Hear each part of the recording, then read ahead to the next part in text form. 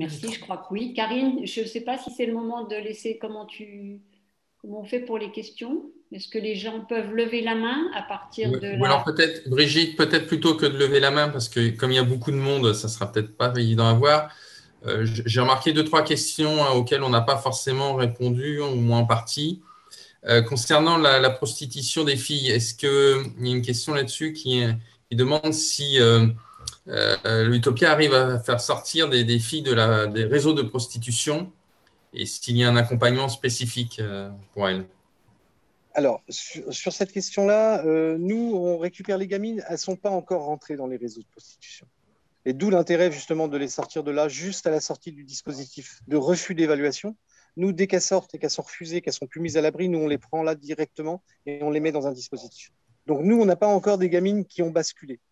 Maintenant, on est en collaboration avec une association qui s'appelle l'ADSF et qui, elle, travaille sur des jeunes mineurs qui sont à la rue et qui sont éventuellement, dans le futur, à inclure dans ces maisons parce qu'elle a fait un travail spécifique sur l'accompagnement de ces jeunes demoiselles sur la sortie de prostitution. Donc, on a une collaboration avec cette association qui, derrière, demain, dans la continuité de cette maison, va pouvoir, je l'espère, nous orienter aussi des gamines qu'elle a réussi à sortir des réseaux et qui ont besoin tout simplement d'un accompagnement.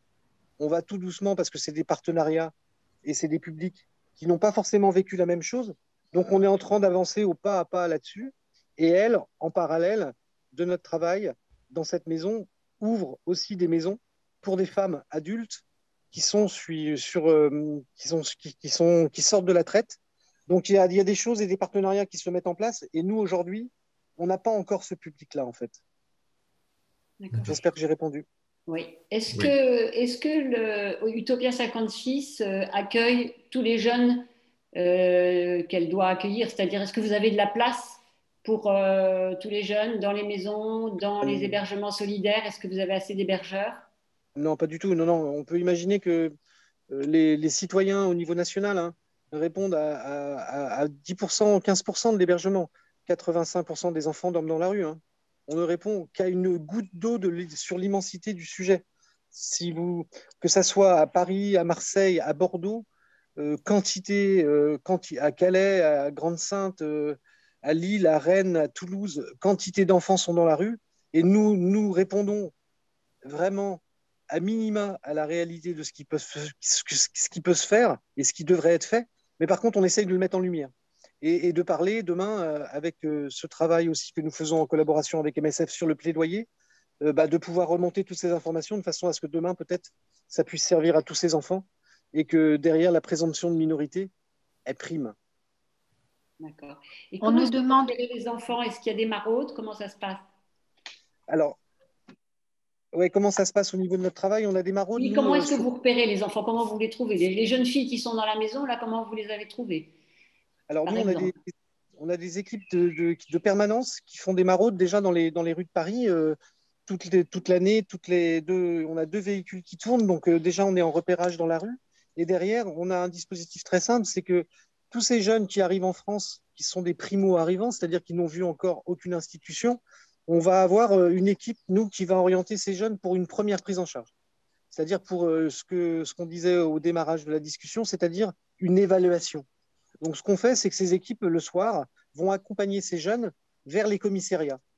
La première prise en charge pour un mineur français ou étranger quand il met le pied sur le territoire et qu'il n'a pas encore vu aucune autorité, c'est les commissariats qui mettent comment dire, dans des foyers ces jeunes par le biais de l'ASE qui a des places disponibles pour pouvoir mettre ces jeunes à l'abri le temps qu'ils passent l'évaluation. Au bout de quelques jours, ces jeunes vont passer une évaluation et au bout de quelques jours, ces jeunes, nous, on est devant les dispositifs d'évaluation. Donc, qu'est-ce qu'on fait? On récupère les jeunes complètement brisés de la sortie de leur évaluation et de leur refus. Pour vous donner un chiffre assez effrayant, 70 à 80% des enfants qui se présentent dans le dispositif d'évaluation à Paris sont refusés. Donc, on ne peut pas répondre à tout le monde. Et à tous ceux qu'on ne peut pas répondre, que ce soit les jeunes garçons, et on arrive aujourd'hui à répondre aux jeunes filles, par contre, pour tous les jeunes garçons, on les équipe en tente, duvet, couverture, et on leur trouve des spots où ils peuvent dormir tranquillement. On leur donne notre contact téléphonique de façon à ce que si jamais ils vivent quelque chose de dangereux dans la nuit, ils puissent nous appeler et nos maraudes qui travaillent la nuit aussi vont aller vers eux. Et puis derrière, par la suite, eh ben, tous ces jeunes, on les oriente vers Médecins sans frontières pour pouvoir organiser un recours. Une partie de ces jeunes qui sont en suivi avec les équipes d'Utopia et d'MSF sont aussi des jeunes qui dorment à la rue. On a une question sur la situation à Grande-Synthe et Calais. Est-ce qu'elle n'est pas différente avec des jeunes migrants dont le souhait est de passer en Angleterre? Est-ce que vous avez une approche différente alors à ce moment-là? Tout à fait. Alors, on connaît bien le territoire, ça fait 5 ans et que c'est là-bas que le projet des mines des enfants a commencé. Hein. Dans la jungle de Calais, pour vous faire un petit flashback rapide, sur les 10 000 personnes qu'il y avait dans la jungle de Calais, il y avait 1200 enfants recensés. Le plus jeune avait 6 ans et il était tout seul. Donc là, on avait vraiment des enfants. Et que là, on n'avait pas à se demander il a 18 ans, il a 19 ans ou il a 20 ans. Là, on se disait, ah, d'accord, ok. Et sur ces 1200 enfants, sans avoir d'abus, hein, il y avait réellement dans ces 1200 enfants une très grande partie qui étaient des enfants. Donc là, on a un autre problème à Calais et Grande-Synthe. Et d'ailleurs, on a le souhait à Utopia 56 de monter une maison dans les Hauts-de-France, à Lille, parce qu'on a 3 équipes dans le nord de la France. On a une équipe de Utopia à Lille, une équipe à Calais et une équipe à Grande-Synthe. Notre travail est totalement différent parce que c'est des enfants qui ne veulent pas demander l'asile, donc qui ne veulent pas une prise en charge. Par contre, ils ne veulent pas une prise en charge, mais ils sont extrêmement vulnérables. J'ai envie de dire que c'est à Calais et à Grande-Synthe qu'on a les enfants les plus jeunes au niveau national. C'est-à-dire que moi, je bouge beaucoup au niveau national. J'en ai rencontré des jeunes à Marseille, j'en ai rencontré à la frontière italienne et tout ça, bien sûr. Hein. Mais par contre, où on arrive à les fixer, c'est à Calais et à Grande-Synthe. On a vraiment beaucoup de jeunes. Et là, on est vraiment dans quelque chose de très compliqué pour nos équipes. Et pour ces jeunes, c'est qu'on a beaucoup de jeunes qui sont sous l'emprise des passeurs, qui sont vraiment dans quelque chose de très, très, très, très violent et très complexe. Et nos équipes sont au quotidien auprès de ces jeunes, de façon à avoir toujours une main tendue, de façon à pouvoir essayer, pour ceux qui veulent sortir et arrêter de tenter le passage, de trouver des solutions. Parce que là, on en a des solutions. Mais par contre, ils sont très peu nombreux à vouloir tenter, d'où l'intérêt d'essayer de monter cette maison dans le nord de la France qui s'appellerait la maison du répit, où on dirait aux jeunes, tu n'es pas obligé de venir ici, et cette maison serait à Lille, un peu éloignée des lieux de passage, de façon à ne pas faire hôtel pour les passeurs. Et ben, cette maison, elle serait construite autour de tu veux un répit, t'en peux plus, ça a l'air vraiment très compliqué pour toi, tu peux pas parler parce que à chaque fois que tu parles, tu as des adultes autour de toi, bah, sache qu'il y a une maison là où tu peux avoir une oreille attentive et qu'on va pouvoir demain, en fonction de ce que tu vis, pouvoir peut-être te proposer des solutions et surtout te dire qu'il y a différentes façons de passer et qu'aujourd'hui, le regroupement familial, on peut y travailler et en attendant, on peut te mettre à l'abri. Donc, c'est tout un travail différent, très, très dur et très violent. Mais par contre, c'est un travail passionnant parce qu'on arrive à en sortir aussi des gamins. Et là, on est content parce que le passage en Angleterre avec les small boats ou par le train ou par les camions, il y a la réalité de ce qu'on voit, bien sûr, en Méditerranée, il y a la réalité de ce qu'on ne voit pas à Calais et Grande-Synthe. Et on sait, nous, dans les faits, la réalité du nombre de morts que ça fait. Il y a ce qu'on voit et ce qu'on ne voit pas. Et à chaque fois qu'on arrive à sortir un gamin, eh ben, on est tous contents parce que ça fait un de moins qui prend des risques.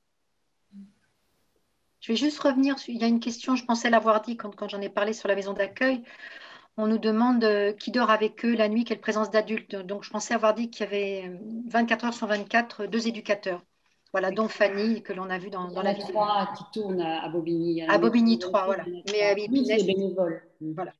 Mais il y a 24 heures sur 24 des adultes avec eux. 24 heures sur 24. Il y avait aussi une question sur la prise en charge de l'ASE, pour savoir comment fonctionnait l'ASE quand elle prenait en charge ces jeunes. Est-ce qu'il y a des foyers aussi où ils répercutent aussi vers des hébergements citoyens? Comment font-ils? Oui, il y a plusieurs systèmes. Et il y a plusieurs systèmes. J'ai envie de dire, en France, il existe plusieurs prises en charge pour les MNA, pour les mineurs étrangers, je vous parle. Et c'est quelque chose qui a été mis en place durant ces dernières années, au vu, entre guillemets, de ce qu'on a appelé la vague migratoire. Ils ont mis des nouveaux dispositifs en place, et surtout des dispositifs de non-accueil pour une partie de ces jeunes.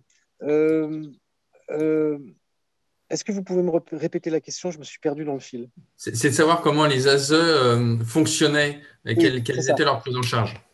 Ouais, alors l'ASE a 3 étapes de prise en charge. On peut imaginer que dans le cadre où les enfants sont tous les mêmes, c'est-à-dire qu'on ne doit pas faire de différence dans les enfants. C'est-à-dire qu'il y a une première prise en charge qui s'appelle la prise en charge ASE type top.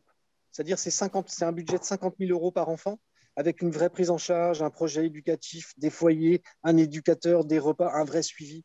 Franchement, ils font un super taf. Derrière, au vu de ce qui se passe, la réalité, c'est qu'ils ont mis une échelle différente pour une grande partie des MNA.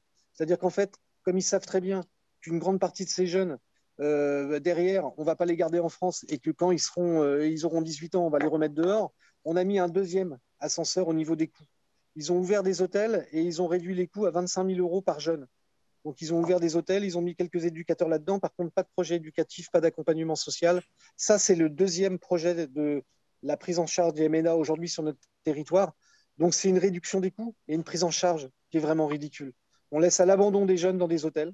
On a eu plusieurs faits divers en France de jeunes pris en charge dans ces hôtels qui ont sauté par la fenêtre, tout simplement parce qu'en fait, il n'y a pas de futur. On les met là, on les prend en charge pour dire qu'on les a pris en charge, on leur donne 5 € par jour. Par contre, il n'y a rien. Donc, c'est des gamins qui sont perdus. Et derrière, il y a un gros travail associatif qui fait et qui essaye d'alerter sur mais qu'est-ce que vous faites en fait? Et derrière, il y a la troisième chose qui a été mise en place, c'est soit des appartements partagés par l'ASE avec un vrai projet éducatif. Donc, il y a des bonnes choses à l'ASE. L'ASE fait aussi des très belles choses en fait. Mais derrière, je crois qu'il n'y a pas les budgets qui sont mis au vu de la réalité de ce qui se passe pour nos enfants français ou pour les enfants étrangers. Comme à chaque fois, il y a un manque de budget en fait. Donc, du coup, la prise en charge, elle est vraiment compliquée.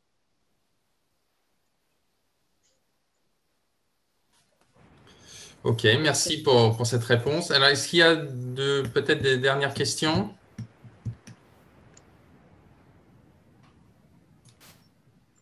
On a pris un petit peu plus de temps, mais on a eu un bug au démarrage, donc c'est normal de récupérer un petit peu. S'il y avait une dernière question, c'est le moment.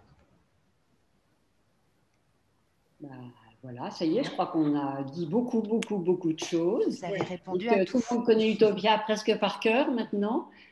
Et voilà, c'est pas une question, mais on a juste une réflexion. Bravo Utopia 56. Donc, je pense qu'on peut tous dire bravo Utopia et qu'on est content de ce partenariat. Donc, si Yann pouvait nous faire une petite conclusion avant qu'on termine. Ce que je vais aussi dire, tu me laisses une minute, Yann, pour dire au public des AEM, aux adhérents des AEM ou non, c'est que pour l'instant, nous n'avons pas encore de parrainage spécifique. Nous, dans notre organisation de l'association, nous n'avons pas encore de parrainage spécifique pour les partenaires français. Donc, on ouvre ces parrainages. Bien entendu, il y a des parrainages tout pays qui sont partagés équitablement, mais on peut avoir des parrainages sur la France également ou sur les toits qui sont soit Utopia sur les programmes, soit Utopia 56, soit hors la rue. Donc, voilà. Yann, tu nous fais une petite conclusion? Merci de nous accueillir et c'est important pour nous de pouvoir imaginer que le travail que vous faites qui est remarquable à l'international, on puisse aussi imaginer que sur notre territoire, il se passe des choses incroyables et que c'est important en fait d'avoir ce regard-là. Merci à vous, les Brigitte, j'ai envie de dire. On ne chantera pas de chansons, rassurez-vous. Cette belle rencontre. Vous dire aussi que bien sûr, à Utopia 56, vous avez un site internet, on est en train de le refaire, mais vous avez toutes les informations. Si vous voulez aller plus loin dans la compréhension de l'hébergement citoyen, n'hésitez pas, on a un site internet qui fonctionne bien. Et puis vous dire bien sûr que vous êtes les bienvenus en tant que bénévole sur le terrain, si vous avez aussi du temps par rapport à on votre… On a que ça du temps. Et alors, on a des petits messages. Très beau travail, bon courage. Merci beaucoup pour cette présentation bouleversante et pour ce travail colossal. Un travail énorme, bravo, bonne chance. Bravo Utopia 56, merci pour ce beau rendez-vous. Merci beaucoup pour cette présentation et effectivement un grand bravo. Et ainsi de suite. Voilà. Merci à vous. Merci beaucoup Yann. Merci à vous. Merci beaucoup. À bientôt. Merci à tous. Au revoir.